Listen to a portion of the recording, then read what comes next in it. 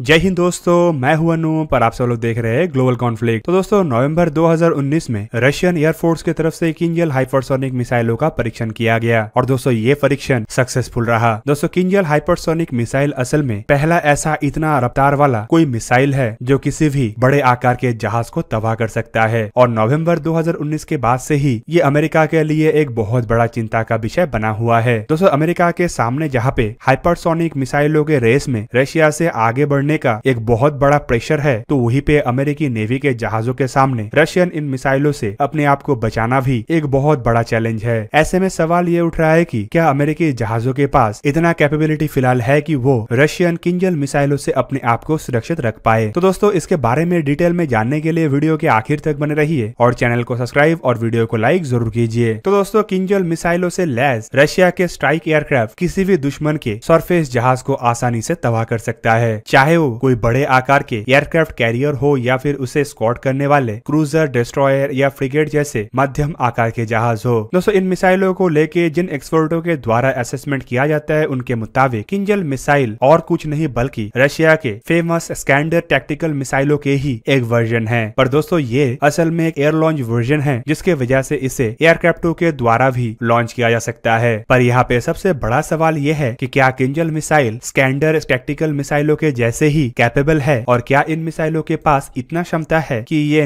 US navy के destroyer खास करके अर्ली बर्ग क्लास के डिस्ट्रॉयरों को तबाह कर पाए। दोस्तों इस जवाब को ढूंढने के लिए हमें सबसे पहले जानना पड़ेगा कि अर्ली बर्ग क्लास के ऐसे जहाजों की ताकत असल में कितना है। दोस्तों नया आधुनिक जमाने के एयर डिफेंस सिस्टम से लैस इस तरीके के जहाज के वजन 8 से 9,500 टन तक हो सकता है और इसे कन्वेंशनली आर्म्ड एयरक्राफ्टों के द्वारा इतने आसानी से तबाह नहीं किया जा सकता। दूसरी तरफ अगर रशिया के तैयारियों को देखा जाए तो आपको बता दूं कि रिसेंट के कुछ सालों में रशिया के तरफ से अपने नॉर्दर्न सेक्टर में कई तरीके के एयरफील्डों के कंस्ट्रक्शन के साथ साथ पुराने एयरफील्डों को भी रिपेयर करते हुए नया स्ट्रेटेजिक मिलिट्री फैसिलिटीज का भी निर्माण किया गया और इससे हम ये भी कह सकते हैं कि रशिया इन एयरक्राफ्टों के इस्तेमाल करके अमेरिका को रोकने के लिए एक बहुत बड़ा तैयारी कर रहा है। और दोस्तों अगर कोई सिमुलेटेड बैटलफील्ड को क्रिएट किया जाए जहाँ पे अमेरिका के ऐसे बड़े आकार के डिस्ट्रॉयर और एयरक्राफ्ट कैरियरों का सामना रशिया को करना पड़े, तो दोस्तों ऐसे सिमुलेशन में रशिया के द्वारा लगभग अपने हर तरीके के हथियारों का इस्तेमाल किया जाएगा, जिनमें जमीन में तैनात बैलस्टॉर्म कोस्टल डिफेंस मिसाइल, समुद्र में जहाजों में तैनात ऑनिक्स जैसे सुपरसोनिक एंटीशिप क्रूज मिसाइल और हवा से दागे जा सकने वाले हाइपरसोनिक जर्कॉन और एयर लॉन्च क्रिंजल मिसाइल तक शामिल होगा। दोस्तों क्रिंजल मिसाइल के अगर कहानी को हम जानने का कोशिश करेंगे तो हमें इसके बारे में सबसे पहले 2018 में पता चला जब रशियन प्रेसिडेंट व्लादिमीर पुतिन की तरफ से मार्च महीने में यूनियन एड्रेस में इसका खुलासा किया गया। इवन तब ये भी पता चला था कि इन मिसाइलों को रशिया के द्वारा ही बनाया हुआ MiG-31 सुपर इंटरसेप्टरों के द्वारा ही दागा जाएगा। इन मिसाइलों का सबसे महत्वपूर्ण फीचर है इसका रफ्तार। रिपोर्टों के मुताबिक एक क्रिंजल मिसाइल करीबन माक 10 के रफ्तार से ट्रैवल कर सकता है और ये अपना पूरा का पूरा पाथ मतलब लॉन्च से लेकर टारगेट तक पहुंचने के लिए एक क्रूजर फ्लाइट पाथ को ही फॉलो करता है, जिस वजह से मॉडर्न तरीन एयर डिफेंसों के लिए भी ऐसे मिसाइलों को रोक पाना लगभग नामुमकिन है। और दोस्तों इन मिसाइलों को हाइपरसोनिक रफ्तार देने के लिए रशिया के तरफ से इन मिसाइलों को ऐसे डिजाइन किया गया है कि MiG-31 एयरक्राफ्टों के द्वारा इसे 12 से 15,000 मीटर की ऊंचाई से दागा जाए। इवन दोस्तों क्रिंजल मिसाइल अपने पूरा का पूरा फ्लाइट के दरमियान हर वक्त अपने फ्लाइट पाथ को बदलता रहता है और इसी वजह से इंटरसेप्टरों के लिए भी इसे डिटेक्ट कर पाना या फिर इसे ध्वस्त कर पाना लगभग नामुमकिन है। दूसरी तरफ अगर देखा जाए तो ये मिसाइल जब माक 10 के रफ्तार से ट्रैवल करता है तो ऐसे मिसाइलों के द्वारा एक जहाज को ध्वस्त करने के लिए ओवरहेड का भी आवश्यकता नहीं है। पर रशिया के द्वारा इन मिसाइलों में करीब 500 किलोग्राम के ओवरहेड का इस्तेमाल किया जाता है और अगर मिसाइलों में ओवरहेड नहीं भी हो तो इतने रफ्तार से अगर किसी भी जहाज से ये मिसाइल टकराएगा तो जहाज का जो स्ट्रक्चर है वो पूरा का पूरा तबाह हो जाएगा। पर दोस्तों अगर अमेरिका के अर्ली बर्ग क्लास के जहाजों के पॉइंट ऑफ व्यू से देखा जाए तो ये जहाज भी इतना कमजोर नहीं है और जहाज में तैनात 26 ऑफिसर और 350 क्रू मेंबर भी इतना बेवकूफ नहीं है कि इतने आसानी से अपने जहाज को निशाना बनाने दे। जहाज के अंदर कई तरीके के सोफिस्टिकेटेड इक्विपमेंट है जिसके सहारे एटलीस्ट जहाज को बचाने का कोई ना कोई रास्ता निकाल लिया जाएगा। इवन दोस्तों रशिया की तरफ से क्रिंजल मिसाइल को ऐसे बनाया गया है कि इसे जब किसी जहाज के खिलाफ दागा जाए तो ये जहाज के मेन डेक के नीचे वाले हिस्से को ही निशाना बनाए ताकि जहाज में ज्यादा से ज्यादा नुकसान किया जा सके। इवन मिसाइल के टारगेट बनाने का क्षमता को भी देखा जाए तो ये अपने टारगेट से 1 मीटर के रेडियस के अंदर ही निशाना बना सकता है। तो ऐसे में ये भी कहना गलत नहीं होगा कि बड़े आकार के जहाजों से ये अपना निशाना नहीं भटकेगा। ऐसे में अर्ली वर्ग क्लास के जहाज के इस सेक्शन में ज्यादातर anti submarine warfare equipment, electronic warfare antenna और टॉमहॉक मिसाइल रहता है। और अगर ऐसे जगह में कोई मिसाइल टकराता है तो जहाज और कोई काम का नहीं रहेगा। दोस्तों अर्ली वर्क क्लास के जहाजों में केवलर एंटी फ्रेगमेंटेशन प्रोटेक्शन रहता है और इन जहाजों को दुश्मन के मिसाइलों से बचाने के लिए कम से कम 130 टन के केवलर फाइबर्स को इस्तेमाल किया गया है, जो जहाज के क्रिटिकल से क्रिटिकल एरिया को भी प्रोटेक्ट करता है। इवन जहाज में इस्तेमाल होने वाले क्रिटिकल से क्रिटिकल इक्विपमेंटों को भी high strength aluminium magnesium alloy के द्वारा प्रोटेक्ट किया गया है। दोस्तों जहाज के खाली एमुनेशन कंपार्टमेंट को ही बेहतरीन तरीके से प्रोटेक्टिव नहीं बनाया गया, बल्कि अपर फ्लोर और इसके सुपर स्ट्रक्चर को भी सुपर प्रोटेक्टिव बनाया गया है। इवन दोस्तों जहाज के हल को ऐसे बनाया गया है कि ये हाई प्रेशर में भी काम कर सके। माना जाता है कि ऐसे जहाज करीबन 0.5 किलोग्राम पर क्यूबिक सेंटीमीटर के दबाव को भी झेल सकता है, जो करीब करीब 500 किलोग्राम के ओवरहेड के बराबर का है। जबकि दूसरी तरफ इसी तरीके के अन्य जहाजों में अमेरिका के द्वारा जो सिस्टमों का इस्तेमाल किया जाता है वो स्टैंडर्डली 0.21 किलोग्राम पर क्यूबिक सेंटीमीटर के दबाव को ही झेल सकता है। मतलब अमेरिका की तरफ से पहले से ही अर्ली वर्क क्लास के जहाजों को इतना ताकतवर बनाया गया है कि ये ऐसे भविष्य के हथियारों को भी काउंटर कर सके। पर दोस्तों अर्ली वर्क क्लास जहाजों के साथ घटे हुए कुछ अतिरिक्त घटनाओं को देखते हुए एक्सपर्टों की तरफ से कुछ अलग तरीके का भी पॉइंट ऑफ व्यू रखा जाता है, जहाँ पे अर्ली वर्क क्लास जहाजों के कमजोरियों के बारे में भी जिक्र किया गया। दोस्तों साल 2000 में अर्ली वर्क क्लास के ही एक जहाज यूएसएस कोल के ऊपर एक आत्मघाती आतंकी हमला हुआ था, जब ये जहाज यमन के पोर्ट अडन में रिफ्यूल कर रहा था। उस समय आत्मघातियों की तरफ से 200 से 230 किलोग्राम के ही टीएनटी का इस्तेमाल किया गया था, जिससे जहाज के डबल लेयर्ड हल पूरी तबाह हो गया। इवन हल के काफी नजदीक जहाज के गैस टरबाइन इंजन होने की वजह से ये इंजन भी कम्प्लीटली डैमेज हो गया था, जिससे जहाज अपने बलबूते पे आगे ना बढ़ सका। दोस्तों ये हमला एक तरीके से ये भी दर्शाता है कि अर्ली वर्क क्लास के जहाज कई जगहों में अपने प्रोटेक्टिव आर्मर के बावजूद अपने महत्वपूर्ण इक्विपमेंटों को सुरक्षित नहीं रख सकता। ऐसे में इसी वजह से एक्सपर्टों का ये भी मानना है कि ऐसे खतरनाक तरीन एंटी शिप क्रूज मिसाइल के डायरेक्ट हमले को भी शायद ही ये जहाज झेल पाए। वैसे अगर देखा जाए तो हल का डैमेज इतना अधिक नहीं था कि ये जहाज तुरंत ही डूब जाए, लेकिन डैमेज की वजह से जिस तरीके से इंटरनल इक्विपमेंटों का नुकसान हुआ, ये लड़ाई में पूरा का पूरा फ्लीट को ही कमजोर बना सकता है। दोस्तों इवन इस घटना के बाद से अमेरिका के द्वारा अपने अर्ली वर्क क्लास के जहाजों के प्रोटेक्शन को भी बढ़ाने के लिए काम किया जा रहा है, ताकि दुश्मन के एंटी शिप क्रूज मिसाइल और टॉर्पेडो से जहाज को पूरा का पूरा सुरक्षित रखा जा सके। नए जमाने में ऐसे पुराने जमाने के टेक्नोलॉजी का इस्तेमाल करके जहाज को प्रोटेक्टिव रखना संभव नहीं है, और इसी वजह से अब इन जहाजों में एजेस कॉम्बैट सिस्टमों का भी इस्तेमाल किया जा रहा है। दोस्तों एजेस मल्टी रोल सिस्टम असल में एक क्लोज इंटरसेप्टर सिस्टम है, जो पूरा का पूरा ऑटोमेटिकली कंट्रोल होता है। दोस्तों इन सिस्टमों में अमेरिका की तरफ से अब SM-3 के जैसे मिसाइलों का भी इस्तेमाल किया जा रहा है, जो एक तरीके से बहुत ही कैपेबल और हाई रेंज वाला इंटरसेप्टर मिसाइल है। दोस्तों अर्ली वर्क क्लास के जहाजों को एजेस सिस्टमों के द्वारा एक तरीके से अपने आप को प्रोटेक्ट करने का एक बहुत बड़ा ऑप्शन तो मिला है, लेकिन फिर भी इसे किंजल मिसाइलों से काफी अधिक खतरा है। खास करके उस समय जब किंजल मिसाइल के द्वारा अगर एयरक्राफ्ट के कॉम्बैट इंफॉर्मेशन सेंटर के ऊपर हमला किया जाए। दोस्तों कॉम्बैट इंफॉर्मेशन सेंटर में ही जहाजों के सबसे महत्वपूर्ण इक्विपमेंट रहता है, जिनमें बड़े आकार के डिस्प्ले से शुरू करके कई तरीके के टैक्टिकल इंफॉर्मेशन प्रोसेसर भी रहता है। ऐसे में ये हमला इंश्योर कर देगा कि ये जहाज और कोई काम का ना रहे। अमेरिका के तरफ से आगे आने वाले अर्ली वर्क क्लास के जहाजों के फीचर्स में स्टेल्थ फीचर को भी जोड़ा जा रहा है, जो एक तरीके से जहाज के एक्यूस्टिक सिग्नेचर और हीट और साउंड सिग्नेचर को भी काफी हद तक घटाने में सक्षम है। इवन दोस्तों एक्सपर्टों का यह भी मानना है कि कोई ordinary subsonic antiship cruise missile या फिर टॉर्पेडो एक हमले में अर्ली वर्क क्लास जहाजों को नहीं डुबा सकता। इसके लिए ऐसे हथियारों से एक से अधिक हमला करना आवश्यक है, पर हाइपरसोनिक मिसाइलों के मामले में शायद ऐसा एक ही हमला अर्ली वर्क क्लास जहाजों के लिए काफी हो, और इस वजह से अब अमेरिका के द्वारा हाइपरसोनिक मिसाइलों को रोकने का प्रयास किया जा रहा है। दोस्तों भगवान न करे कि भविष्य में अमेरिका और रशिया के बीच में कोई भयंकर लड़ाई हो, पर अगर ऐसा होता है तो ऑब्वियसली अमेरिकी अर्ली वर्क क्लास डिस्ट्रॉयरों के द्वारा एक प्रमुख रोल निभाया जाएगा। इन डिस्ट्रॉयरों में अमेरिका की तरफ से टॉमहॉक जैसे क्रूज मिसाइलों का इस्तेमाल किया जाता है, और अमेरिका प्रयास करेगा कि टॉमहॉक मिसाइलों का इस्तेमाल करते हुए रशियन जहाजों को तबाह किया जाए। पर रशिया के किंजल मिसाइल और MiG-31 एयरक्राफ्टों के कॉम्बिनेशन अर्ली वर्क क्लास जहाजों के टॉमहॉक मिसाइलों को लॉन्च करने से पहले ही उसे तबाह करने का प्रयास करेगा। तो दोस्तों ये था आज का वीडियो। अगर आपको वीडियो अच्छा लगा तो उसे लाइक कीजिए और मेरे चैनल को सब्सक्राइब कीजिए, और साथ में बना हुआ बेल आइकन को भी प्रेस कर दीजिए ताकि आप मेरा वीडियो देख पाए सबसे पहले। जय हिंद।